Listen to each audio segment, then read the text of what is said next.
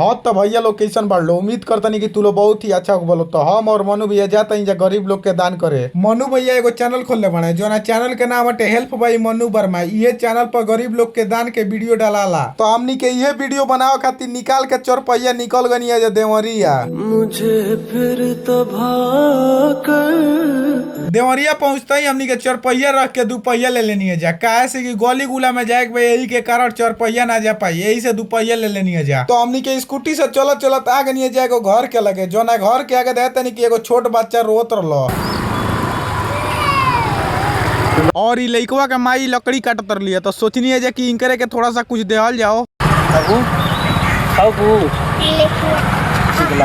ई लइका कुल के देखिए के लागत रहल कि लइका कुल भूखाइल वाला सन। तो हमनी के आ गनी जा मार्केट में अइला के बाद से देता नहीं कि एगो ठेला पर फल उल बेचात रहल। फल उल में से ले आला के बाद से आ गनी जा हमनी के पकौड़ी के दुकान पर। तो जैसे हमनी के पकौड़ी भी ले लेनी है जा। सब चीज ले आला के बाद से हमनी के स्कूटी से वापस जाए लगनी है जा।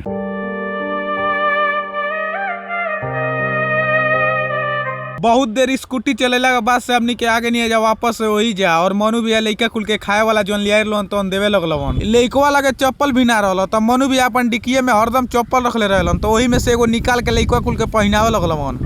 एक तारा किस्मत दा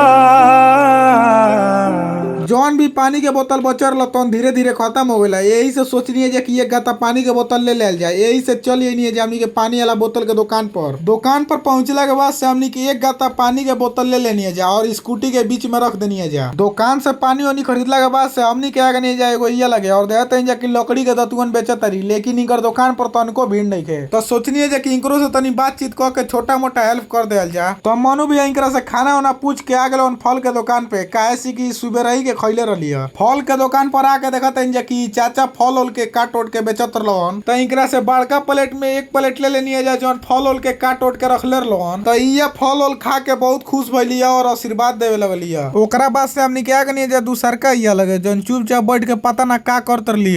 इया से बातचीत भइला के बाद से मालूम चलला कि इया के केहू नहीं के और इया सुबेरे से खाना ना खइले रही जेकरा कारण बहुत भूख लागल रहल। ई बात सुन के हमनी के बहुत उदास बनी है जा। एगो लगही ठेला पर बेचात रहल ककड़ी और खीरा। ओइजा से 1 जिली ककड़ी और खीरा ले लेनी है जा। और वही ठेलवा के लगही रहल एगो किराना के दुकान। ओइजा से बिस्कुट और कुरकुरा भी ले लेनी है जा। और जोन पानी के गाता खरीदाई रहल तोना में से एगो बोतल और झिली में जोन खाए वाला सामान रहल तो जाके दे देनी है जा। ओकरा बाद से हमनी क्या गनी है जा कुछ खाए जोन देखत नहीं जा कि एगो चाचा ठेला पर चाट बेचत रहे। बहुत देर घूमला के कारण हमनी के बहुत तेज भूख लाग गई रहल। यही से हमनी के 2 प्लेट चाट के ऑर्डर दे देनी है जा। एजा चाट दूसरा ही नियर बनता। पहले ही से आलू के टिक्की तैयार बा, बस ओइ में छोला और नमक डाल के गरमा के दे देवे के बा। लेकिन हमनी के गांव में पहले ही से आलू और छोला बना के गरमा के बस देवे के रहेला। बहुत देर से चाचा चाट में पाल्टा खुद खात कइला के बाद से आखिरकार चाट बना के रेडी कर देलवन। पूरा तरह से चाट टोट बन गइला के बाद से हमनी के 1 प्लेट दे देलवन जो ना खा के एकदम मजा आ गइल। अगर ई ब्लॉग अच्छा लागल होखे तो एगो लाइक और हमारे चैनल के सब्सक्राइब करके एगो अच्छा से कमेंट कर देम।